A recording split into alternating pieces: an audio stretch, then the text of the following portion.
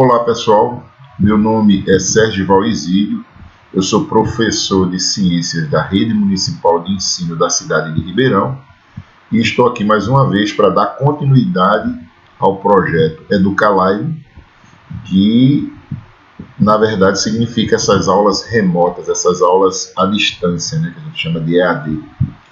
A gente ainda está no período de afastamento, né, esse afastamento social, vivenciando isso agora com o máximo de cuidado. Algumas instituições do governo estadual e municipal voltaram a funcionar, algumas instituições comerciais também foram liberadas pelo governador, né, o senhor Paulo Câmara, e as pessoas começaram a frequentar novamente esses ambientes onde nós constatamos o maior volume de aglomerações. Então, assim, mas é preciso ter muito cuidado.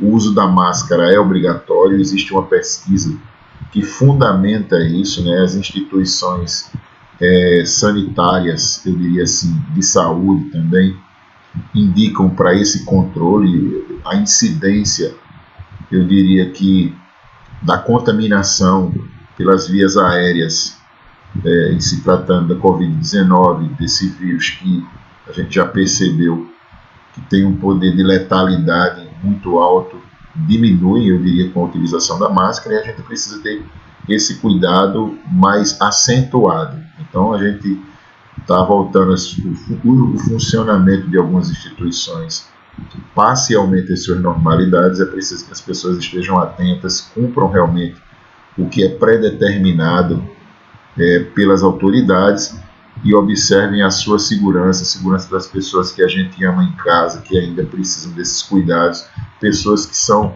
eu diria assim, mais vulneráveis com relação a isso, no sentido de entender a necessidade do cuidado por conta desse vírus que é letal. Então, assim, eu gostaria de mandar um abraço também a todo o pessoal da Secretaria de Educação do município, em especial para a direção da Escola Sônia Lustosa, a ID, Maria ID, né, Jucideide, a vice-diretora também, todos os coordenadores, minha amiga Elda, Mônica, Cícera, todo o pessoal que faz o trabalho de secretaria, minha amiga Rosa também, todos os outros, meu amigo Ailton, professor Ailton, minha amiga Soraya, todos os outros que compõem essa equipe maravilhosa, o pessoal da merenda, as merendeiras, o pessoal dos serviços gerais, também todos que compõem a Escola Sônia Lustosa em especial, tá bom, pessoal? Então vamos dar continuidade aqui aos trabalhos do 6º ano, levando em consideração que hoje a gente vai falar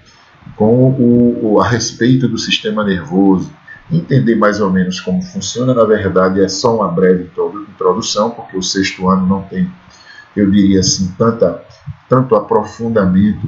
A gente pega só algumas noções para falar dessas funções, desses órgãos que compõem todo esse sistema nervoso, todos esses trilhões de células que trabalham organizando todos os nossos movimentos, todas as nossas ações, através das sinapses nervosas, esses pulsos elétricos que acontecem no cérebro da gente, tá bom, pessoal? Vamos lá, vamos dar continuidade a isso. O sistema nervoso, ele é terminantemente responsável por transmitir sinais que o corpo recebe para todos os outros sistemas através de ações voluntárias e ações também consideradas involuntárias, né? O corpo humano, ele funciona como uma máquina bem distribuída as suas funções, que possui diversos sistemas que trabalham em conjunto, trabalham ao mesmo tempo para melhor atender todas as necessidades do ser humano. Os sistemas são constituídos por variações e funções também consideradas determinadas, específicas, e são responsáveis, eu diria assim, pela manutenção, pela ação, né, correta do próprio corpo. Um dos principais sistemas encarregados de receber e processar as respostas dos outros sistemas é o que a gente entende como sistema nervoso, tá certo, pessoal? Então, o ser humano, ele tem essa caixa craniana que protege todo esse conglomerado, esses trilhões de células, essa massa que nós chamamos de massa encefálica, que coordena todo o trabalho do restante do corpo, todos os outros sistemas, sistema circulatório, sistema excretor, sistema respiratório. Na verdade, o sistema nervoso, eu diria assim, seria a caixa, eu diria, responsável, a parte responsável por toda essa coordenação. Dessa forma, somente por conta do sistema nervoso, que os estímulos que nós recebemos podem ser, ele chama de codificado, eu diria assim, podem ser identificados, podem ser transmitidos, transformados naquilo que a gente sente como ação. Se eu estou levantando o braço aqui agora, é porque antes eu pensei, mandei um estímulo desse meu pensamento para o restante do corpo, para todos os meus músculos, o músculo do tecido conjuntivo, para que a gente consiga mandar todas essas informações e o restante do corpo obedecesse, para que ele possa obedecer. Assim, o sistema é dividido de duas formas. Essas divisões do sistema nervoso central e o sistema nervoso periférico, que é que a gente vai ver daqui a pouco.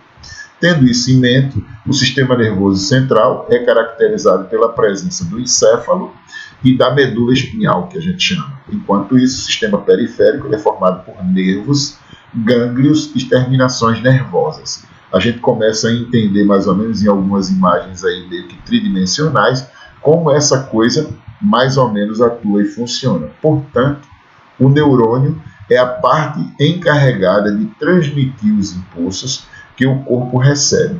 Nesse sentido, podem ser classificados de duas formas, ou seja, podem ser os axônios e os dendritos, que são, na verdade, células específicas para carregar esse impulso, para transformar isso em informação. A partir daí, as funções começam a se desenvolver e desempenham, eu diria assim, sentidos sensitivos, eu diria, ou aferentes, e motores ou eferentes. Na verdade, são ações práticas, eu diria assim, tecnicamente falando, do ponto de vista do sistema nervoso.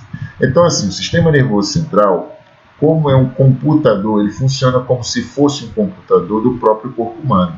Possui uma parte que recebe as informações e que dessas informações serão transformadas, que você vai entender aí que são processadas, que vão ser transformadas em ações propriamente ditas. Eu poderia dizer assim.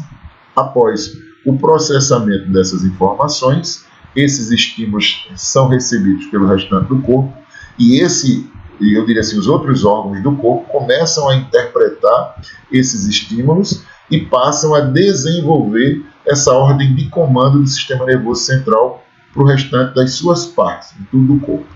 Assim, as partes responsáveis por essa função do sistema nervoso central são a medula espinhal e também o encéfalo, que a gente vê numa ilustração muito interessante, muito bem feita, muito bonita. Além disso, a parte central do corpo é protegida por ossos e pelas membranas, ou seja, pelas camadas mais finas desse tecido propriamente dito. Por isso que quando a gente tem uma lesão, quando acontece um acidente de uma proporção maior, em que a gente precisa ser submetido a uma cirurgia pelo neurocirurgião, muitas vezes, quando é aberta essa caixa craniana, as cirurgias demoram 15, 18, 20 horas e as equipes acabam se revezando porque é muito exaustivo, é muito cansativo as cirurgias e, na verdade, muitas dessas células nervosas, elas depois de terem sido danificadas, elas têm uma dificuldade de regeneração.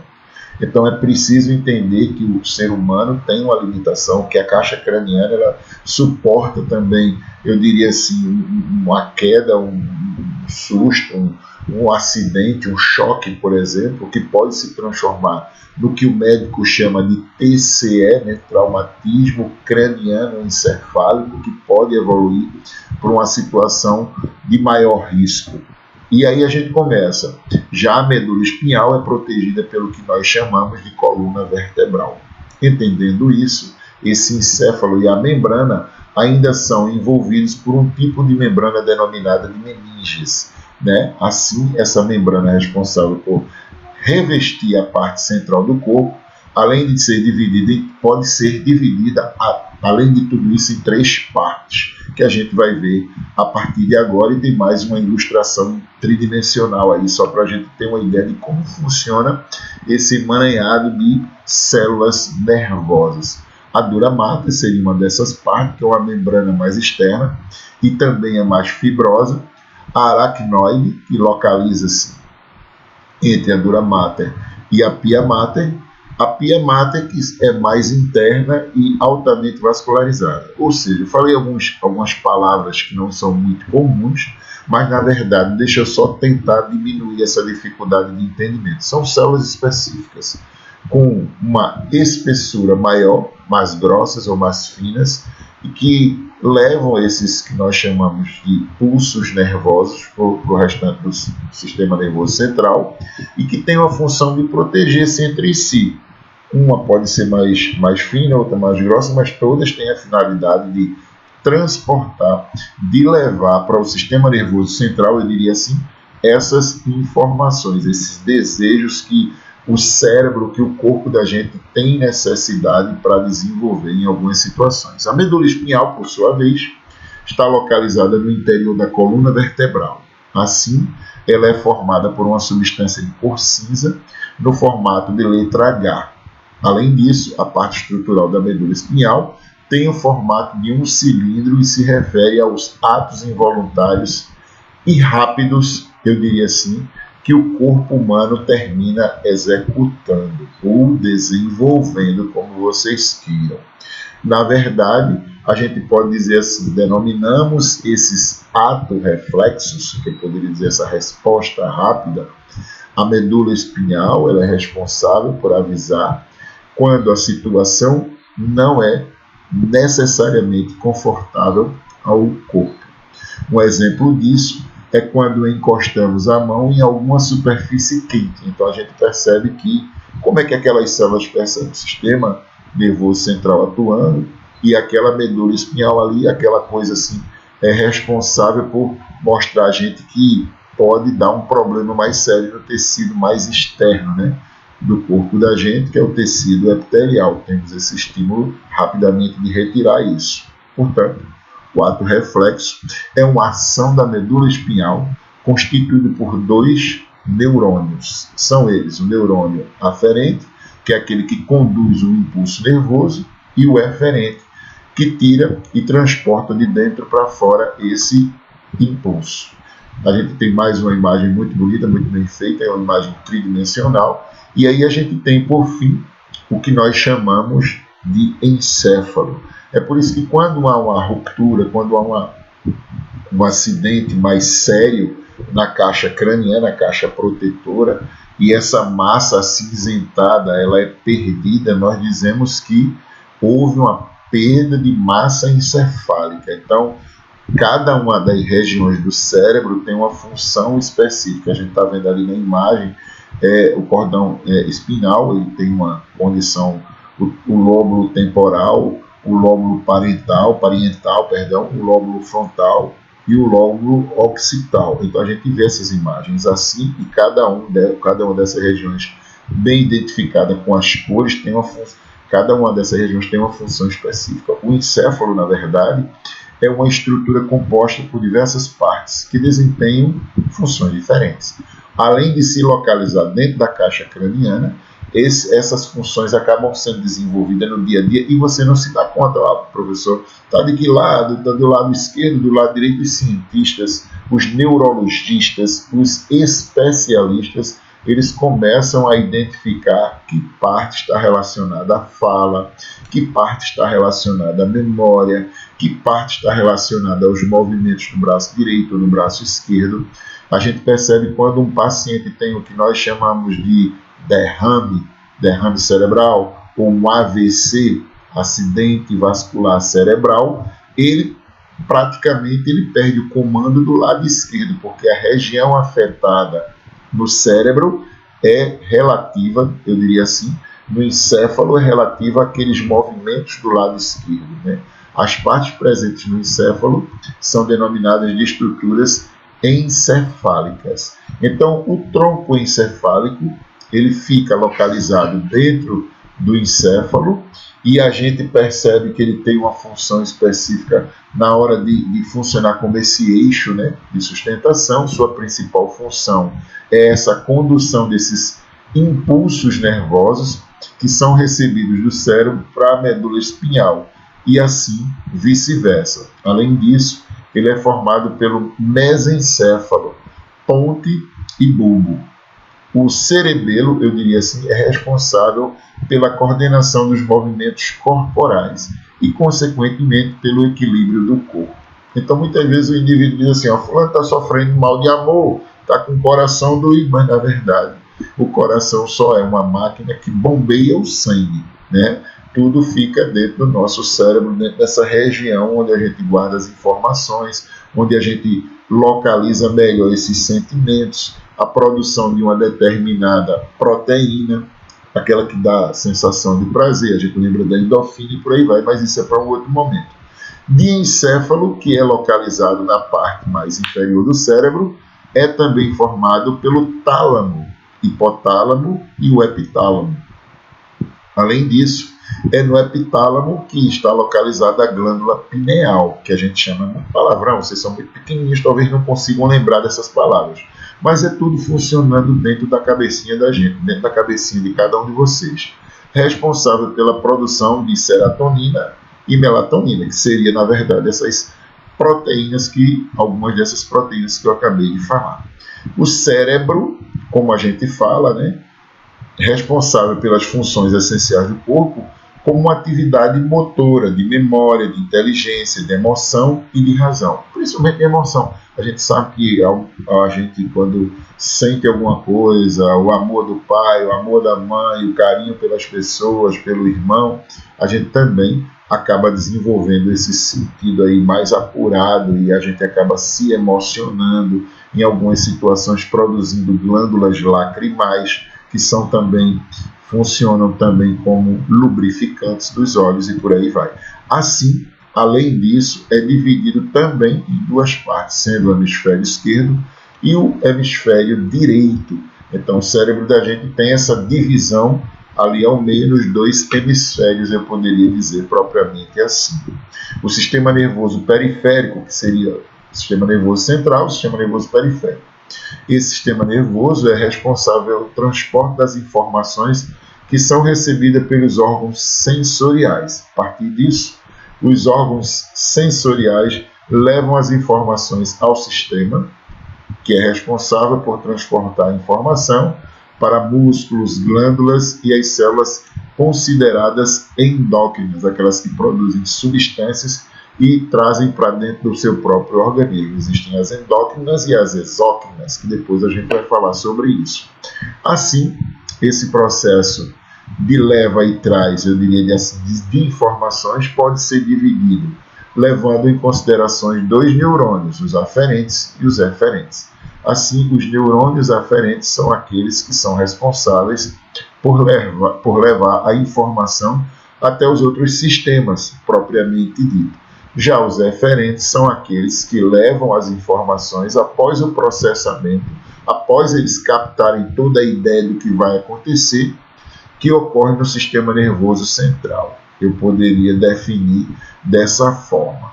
Então, aí seria mais ou menos uma pessoa quando tem a ideia de receber as ordens de comando do pensamento. Além disso, o sistema nervoso periférico é constituído por nervos, gânglios e as terminações também consideradas nervosas. E o nervo, propriamente dito, são caracterizados, os nervos, como fibras nervosas reunidas em um grupo, que nós chamamos de feixes, quando projetados fora da medula óssea. Formam também o que a gente entende como encéfalo. Os gânglios são os neurônios que são acumulados, localizados fora do sistema nervoso central, propriamente dito, eu diria assim. E o sistema nervoso autônomo, que aí a gente já tem uma outra definição nessa condição que ele tem uma função mais bem qualificada, eu poderia dizer assim. O sistema nervoso autônomo faz parte do sistema nervoso periférico. Logo, ele é responsável pelas atividades consideradas involuntárias que ocorrem no corpo, como, por exemplo, o sistema digestivo, ou seja, porque na hora que você introduz a alimentação em você, que você começa a comer, você não determina mais quando você deve fazer aquela digestão. Você tem até uma ideia, mas não é uma determinação sua. a respiração propriamente dita, que é uma coisa que praticamente automática, fisiologicamente falando, de forma e de função.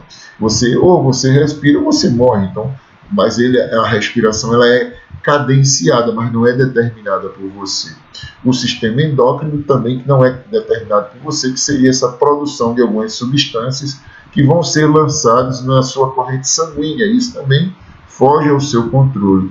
E o sistema também considerado cardiovascular, porque tem a ver com os batimentos do seu próprio coração. Então, o sistema nervoso autônomo ele tem essa responsabilidade de trabalhar, eu diria assim, com a região, que são consideradas involuntárias, propriamente ditas, eu diria mais assim a fundo, ao desejo, à vontade do ser humano de uma maneira geral. Ou seja, independente do que eu pense, do que eu sinta, do que eu vou fazer, esse sistema nervoso autônomo, ele já vai trabalhar independente da minha vontade. Eu não vou determinar, por exemplo, a hora que meu coração vai parar de funcionar. Eu não tenho como determinar, por exemplo, a hora que eu vou deixar de produzir meus hormônios. O hormônio da fala, o hormônio da reprodução, os hormônios que fazem os pelos crescerem. Então, assim, esse sistema autônomo, ele tem, na verdade, esse sistema nervoso autônomo, ele tem a finalidade de trabalhar de maneira sincronizada. Eu poderia dizer assim, o sistema nervoso respiratório, o sistema respiratório, que não é um sistema voluntário também, o sistema digestório, que também não é um sistema propriamente voluntário, propriamente dito. Então, assim, o sistema nervoso autônomo, ele tem esse trabalho de coordenação de funções sem que eu tenha condição de definir quando é que ele tem que parar.